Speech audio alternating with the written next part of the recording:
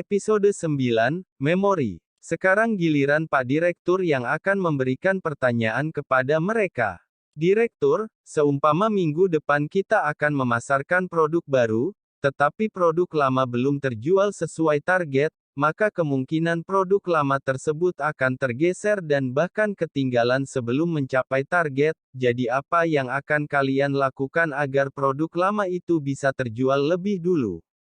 Peserta 1, kita harus menurunkan harganya Pak, atau bila perlu membuatnya hingga setengah harga, agar produk itu terjual, dan setelah produk tersebut mencapai target baru kita mulai memasarkan produk barunya, ucapnya dengan sangat yakin dan percaya diri. Para atasan yang mendengar jawaban peserta itu pun tampak tersenyum mendengar jawabannya, tapi mereka merasa jawaban peserta 1 belum memuaskan.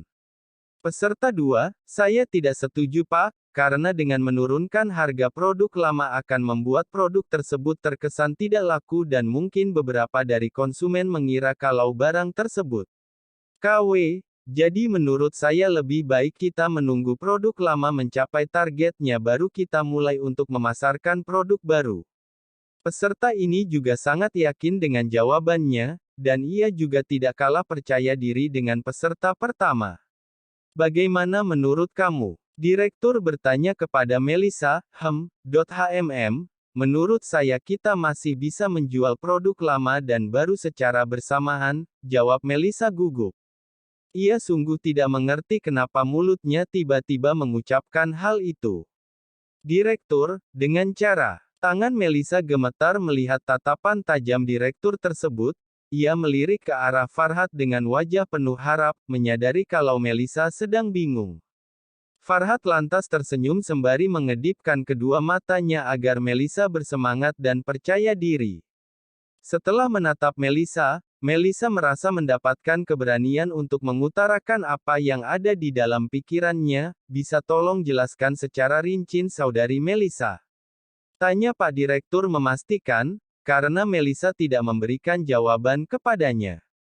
Baik Pak, jawab Melissa gelagapan. Seumpama produk baru kita bandrol 500.000, dan harga produk lama 400.000, maka kita bisa membuat harga produk baru menjadi 700.000, lalu kita buat promosi dengan menambah 200.000 lagi bisa mendapatkan bonus satu produk yang sebenarnya kurang diminati pembeli.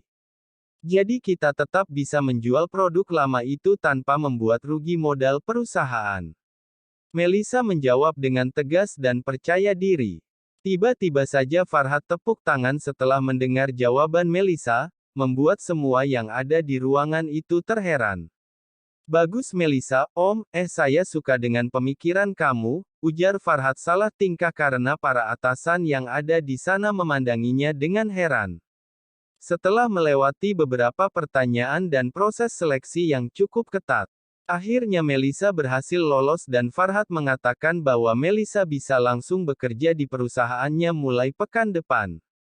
Hal itu membuat Melissa sangat senang hingga dia mencubit tangannya sendiri, untuk memastikan kalau ini bukanlah mimpi. Melissa baru keluar dari gedung perusahaan. Ia berniat langsung ke rumah sakit untuk menjenguk ibunya sekaligus memberitahu kabar bahagia ini.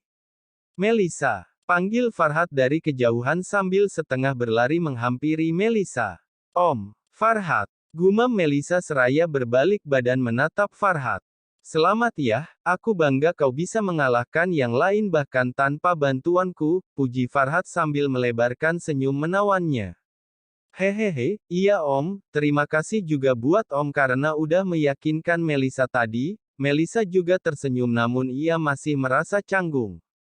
Bangga sama kamu. Farhat memuji Melissa lalu perlahan ia menarik Melissa ke dalam pelukannya, tentu saja itu membuat Melissa terkejut bukan main, dadanya sampai ingin meledak karena perlakuan Farhat itu, ingin sekali Melissa mengatakan agar Farhat menjauh, tapi lidahnya terasa keluh dan bibirnya tak bisa digerakkan, dirinya benar-benar ketakutan dan berpikiran yang tidak-tidak. Ingat nggak? Dulu waktu mau pergi ke luar negeri kamu peluk erat banget karena nggak mau tinggalin, ujar Farhat sembari memejamkan matanya mengenang masa lalu, tapi kan sekarang Melissa udah gede sahut Melissa terbata. Justru itu, Om jadi rindu karena udah lama nggak meluk kamu. Farhat semakin mendekap tubuh mungil Melisa. Melisa tidak tahu lagi harus bagaimana, ya dia tahu kalau dirinya di mata Farhat sekedar keponakannya tidak lebih. Tapi bagi Melisa sangat berbeda, tubuhnya sampai gemetar karena baru kali ini ia dipeluk oleh lelaki dewasa, dan yang menyebalkan lagi ia tidak bisa mengatakan apapun pada Farhat.